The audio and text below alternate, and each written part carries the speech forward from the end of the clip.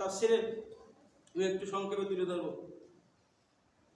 আল্লাহ তাআলা বলেন জান্নাতি ব্যক্তির যে বৈশিষ্ট্যগুলো আছে, কাদের বলেন তো? জান্নাতি ব্যক্তির যে বৈশিষ্ট্য, এই বৈশিষ্ট্যগুলো যাদের মধ্যে থাকবে বুঝতে হবে তারা কি জান্নাতি।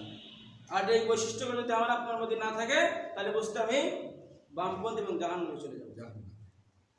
আল্লাহ তাআলা বলেন ইন্নাল্লাযীনা আমানু, যারা নিশ্চয় যারা ঈমান আনে। প্রথম নম্বর কি বললাম? ঈমান। ঈমান যদি বললাম হয়ে গেল ঈমান নাকি?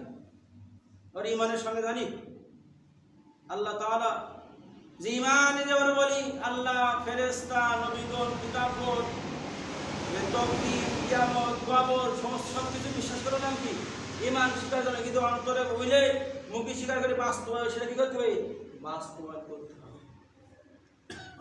আমি মুখে বললাম হয়ে গেল, মুখে বললে হবে না, অন্তরে বলে মুখে প্রকাশ করে সেটা বাস্তবায়ন করতে হবে। বললাম তো ঈমান।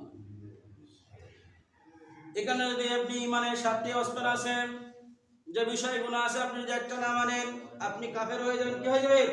কাফের হয়ে যাবেন। ওরে কতটা কি খারাপ না বলেন? খারাপ না নাকি?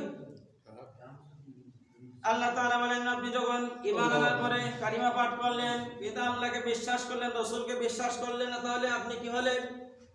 কথা বলেন না। আপনি আল্লাহ আছে বিশ্বাস করলেন কিন্তু রাসূলকে বিশ্বাস করলেন না, তাহলে কি হয়ে গেল? কাফের।